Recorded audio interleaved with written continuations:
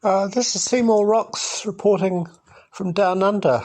I have with me Pam Crisp, who, apart from being the partner I have lived with for 30 years, has also, over that period, worked for the Department of Conservation and has been directly involved in helping to manage Seaweek events for much of that period. So she really does have background. She's got a love for the marine environment. So I think although she's not a specialist, she's well equipped to comment on some things, about what's happening in the seas around New Zealand. And it really is kind of the interview that she didn't get to do. But anyway, can I just, do you want to introduce yourself? Have you got something more to say? Hi everyone. No, I think Robin's done me proud. As Robin said, I've been involved in kind of managing a national event called Seaweek now for a number of years, not coordinating it, but making sure it happens and securing funding and that sort of thing. But it's really only just last night when I was doing some background research that the final penny dropped for me about the relationship between the atmosphere and the oceans, which wasn't entirely clear to me, but it's becoming clearer. So what I have learned, and obviously I knew this already, but I hadn't sort of articulated it, is that through the photosynthesis of the tiny microorganisms that inhabit the surface of the world's oceans, the phytoplankton or the plant plankton, so they're busy converting tons and tons of, the sun's energy into many tons of biomass. So in fact, the seas contain a very high percentage of all of the weight of biomass or living life forms found on the earth. Now, there's a chemical conversion that's going on there of that carbon dioxide, and the creatures, the plankton, plant plankton, they're not creatures, drop down to the seabed after they've done that conversion and emitting oxygen.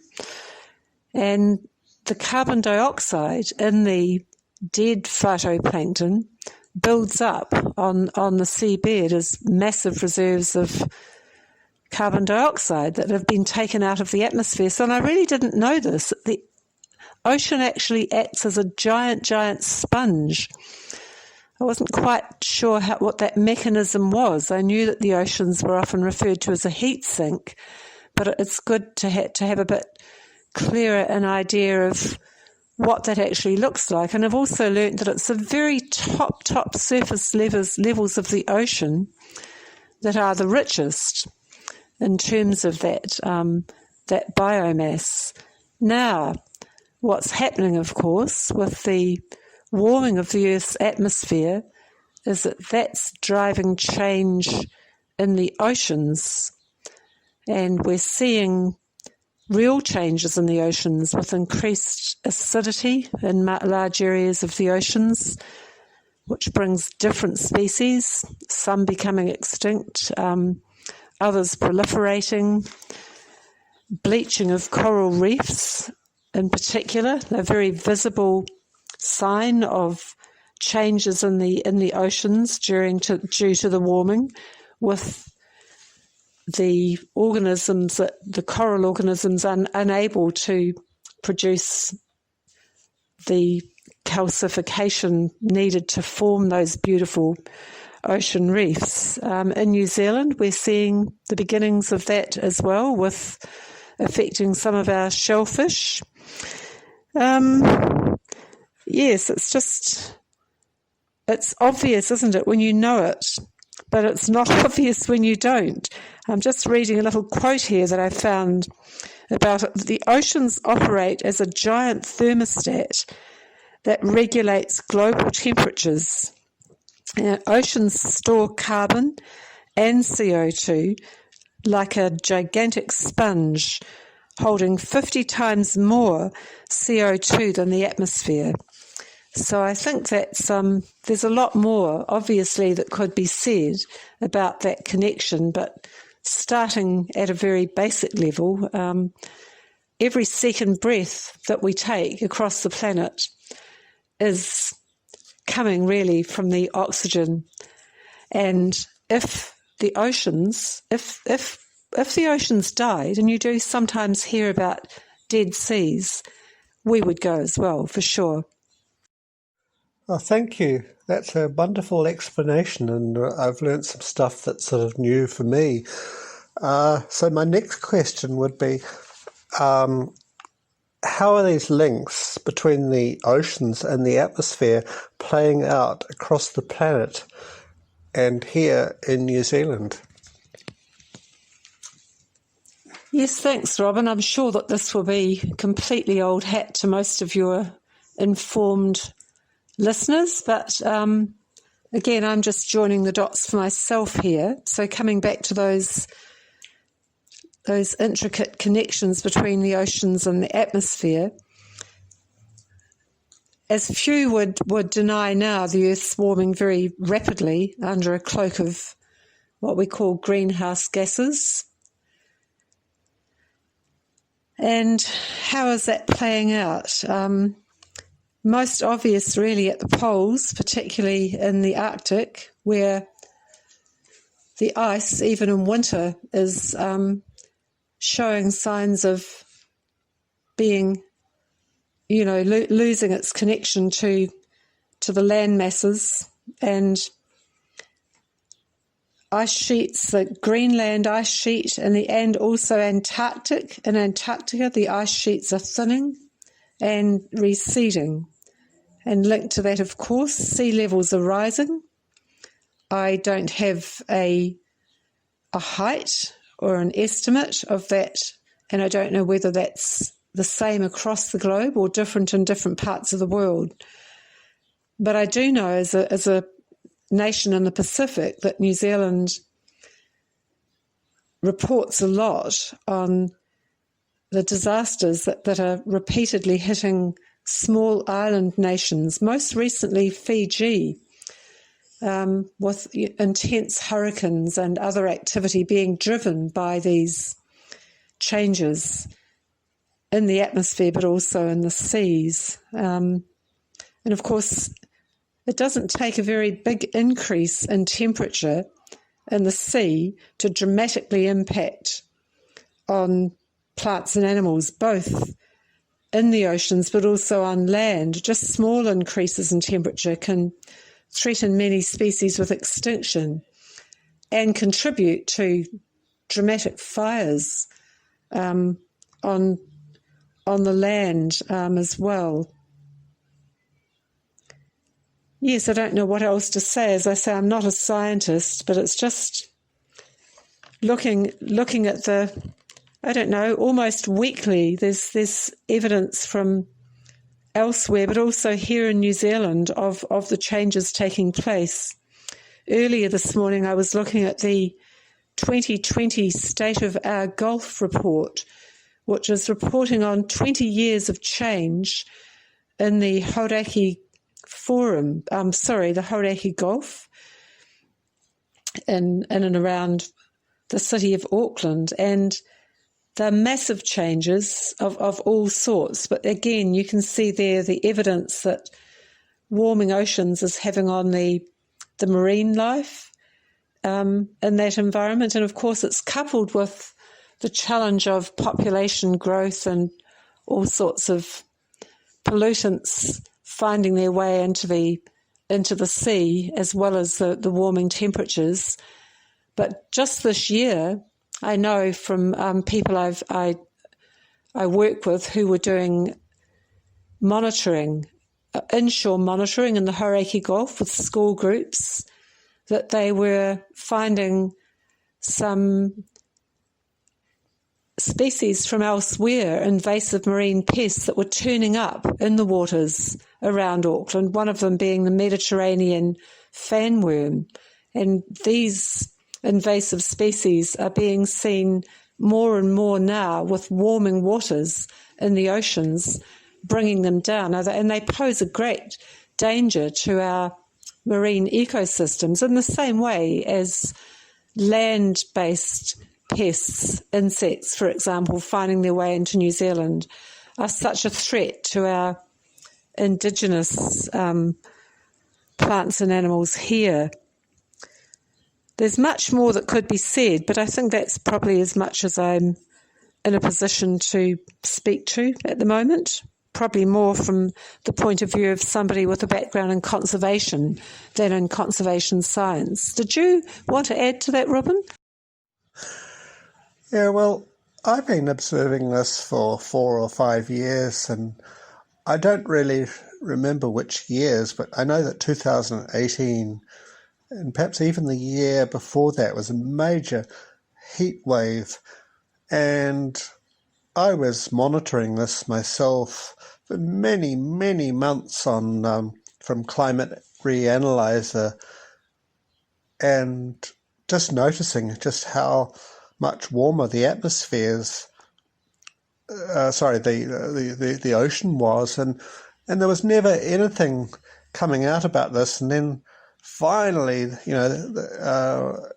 NIWA and other organisations, NIWA's the sort of New Zealand equivalent of NOAA, they reported on it. And the really odd thing is, well, this year the heat wave in the Tasman is not nearly as serious as it has been for the last 2, 3 or 4 years, and they've been taking to sort of forecasting these things, but the forecasts have actually been the opposite of not the opposite, but of what I was actually seeing for myself. Prior to that, it's almost like it's a fitter, and this year, we've got a developing sort of heat wave, but it's not nearly as serious as before. But anyway, that's just my own observation. So my next question is really, what evidence do you see that we're seeing here in New Zealand of changes in the ocean arising from heating of the Earth's atmosphere? Thanks, Robin. So just building on what I mentioned before about the invasive marine pests showing up in surveys carried out by school children last year in 2020, I heard an item on the radio and looked this up recently about large numbers of dead penguins, little blue penguins, on beaches around northern New Zealand, again Northland and North Auckland.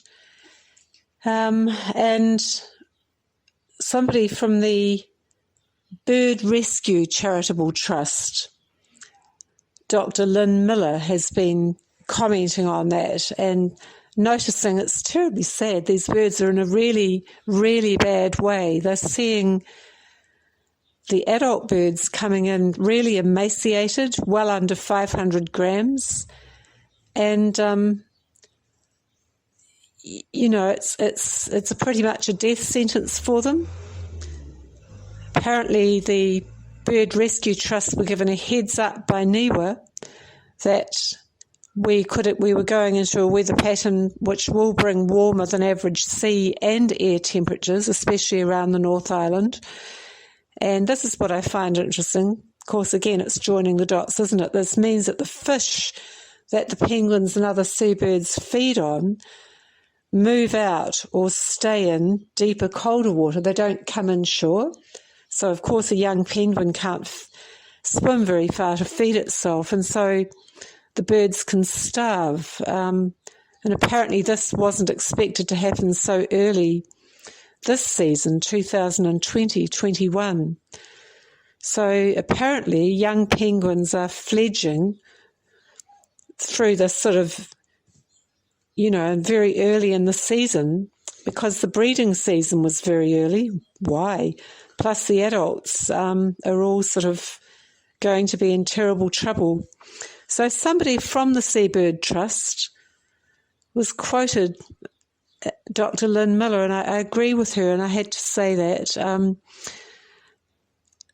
Dr. Miller is worried that an age class, meaning penguins born in a certain year, is going to be wiped out, leaving a gap in the population. She said emaciated birds were very vulnerable, but people could help pull them back. But whatever you do, don't offer food. Don't try to offer anything except for a warm, dark place while you transport them to care. So if you're in Wellington, that is the Wellington Zoo, who've got a fantastic team there, and probably in Auckland, it's the Auckland Zoo. Graham Taylor from DOC, a former colleague working with the Seabird team, has just said recently that emaciated and dying little blue penguins have also been found on Matiu or Soames Island in Wellington Harbour. And I'm quoting Graham here, a lot of seabirds have just started to die in the nest and look like they've probably been abandoned with underweight chicks and not having adults coming in to feed them. And he also made the point that apart from the warmer water having an impact, the heavy rainfall that we had in Wellington in and around, leading up to and around Christmas, bringing more fresh water, could also affect the availability of food for seabirds, especially the flightless penguins. So while we're not sure that mass die-off is going to happen in 2021, it's early in the season, and hopefully we're not going to be faced with that this year. Yeah, so again, it's just sort of those intricate interconnections. Like I wouldn't, if you get an enormous amount of rainfall, then that increases the amount of fresh water going into those inshore waters, and again, that immediately affects the food supply of the birds. I guess the seabirds are a bit like the canary in the coal mine, aren't they? They're an indicator that all is not well, and you mightn't have otherwise be aware of that. Robin, I know that you've also looked into the impact of great increases in fresh water up in the Arctic, contributing to the disappearance of the sea ice up there. Did you want to say any more about that? Yeah, I don't really want to say too much about the Arctic other than to say that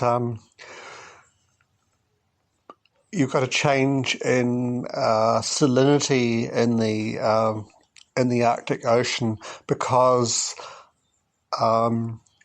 you've got warmer waters from the Atlantic coming into the Arctic, and that means that the Arctic ice is getting thinner and melting more and more with every year, and now we're in the middle of winter and it's not really recovering at all. In fact, actually, I got a friend, Margot, who about a week or 2 weeks ago actually saw signs of ice melt, and this was in January. So there's that. And the thing that's really bugged me is just how they use graphs and things to sort of to play down the effect of this. And I'm seeing the same thing here, that we've had this huge marine heat wave, and they'll ascribe it to an El Nino. And then this year there's a heat wave, and then they'll ascribe it to La Nina, and that doesn't make sense to me. I mean, I'm not a marine scientist, but for the whole of my life, La Nina has always been associated with cooler waters and cooler conditions, not hotter conditions. So it just seems as though they're using this to explain something that is really rapid change in our climate and our marine environment. So that was really all I wanted to say on that. But I'll just finish off with my last question to you. What are we doing in New Zealand to respond to these changes? Well, as I framed that question up, thinking about Seaweek, which is a really high, a large number of the people who take part in that are young people. And so I thought, well, let's see what young people are doing about it. And I have to say, in a way, they really kind of are leading the charge in New Zealand. So, for example, several of the groups operating here is 350.org.nz operating in New Zealand as 350 Aotearoa. And they're these people are well clued up on the science, I believe, looking at tipping points, melting of the Greenland ice sheet, and also talking about methane releases from the ocean and from the permafrost, which is not something that I mentioned earlier, but it's a huge. We're talking a lot about carbon dioxide. We haven't even touched on methane, which you know a lot about, Robin. Generation Zero, I think, is the one that have really, though, picked up the ball and run with it hard in New Zealand. It's a New Zealand-based organisation, as far as I know. And they've really sort of framed up climate change is the challenge of our generation. I'm not Generation Zero, but it's a bit of a challenge for my generation as well, because we're the buggers who did it. No, we didn't really. We all did it together, didn't we? But Generation Zero here campaigned very hard on a climate law for New Zealand. In fact, which evolved into the Zero Carbon Act, which has been adopted as into New Zealand's legislation.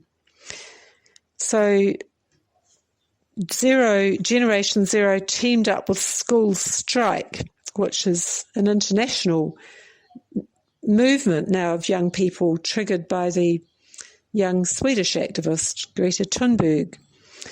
And they've just been so active and passionate. And I remember, when I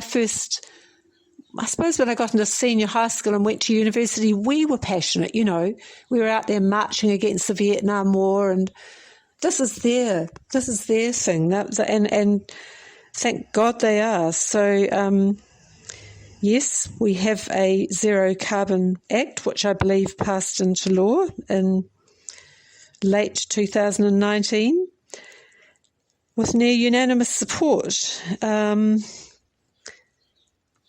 then following up on that, and again, I think with a lot of pressure from young activist groups, in December last year, there was a climate emergency declaration made by our government, Prime Minister. And of course, in a way, that's quite good, because I can be terribly cynical and look across the range of policies that are completely at odds with doing anything about any of this, particularly evident in the ongoing, push to prospect for oil and other hydrocarbons. But anyway, we have made a climate emergency declaration, which we're miles away from even beginning to address. A climate change commission has been set up, which I believe is due to report to the government in a month, in a matter of weeks. Again, I guess I'm somewhat sceptical, having worked in government positions and initially an advisory body to the government early on in my conservation career. And I think, yes, I'm glad we've got those activist voices outside the system, shouting a bit more than perhaps some of the more conservative leaders of bodies like the Climate Change Commission. Maybe anyway, that's just me really wondering. So, yeah, we're in a hell of a mess, and how it's all going to play out, I've got no idea, but I honestly can say that I, just through doing just a tiny bit more research and pushing myself a bit more to look at this, I think I've woken myself up out of a bit of complacency in myself to the very real crisis that we have here. We do have a climate crisis, and it's terrifying on one level, and I want to do what I can with others to make that known and see what we can do. I think that's about it for now from me. I'll hand you back to Robin. Well, thank you very much for that, Pam. It's really excellent, and I think that will add to a real understanding of the New Zealand part of this, this catastrophe, and I would say a predicament. Really, I call it a predicament rather than a crisis. But anyway, I won't go there right now. But I'd just like to thank you very much for your comments. And anyway, it's enough from me. Seemorerocks reporting from Down Under.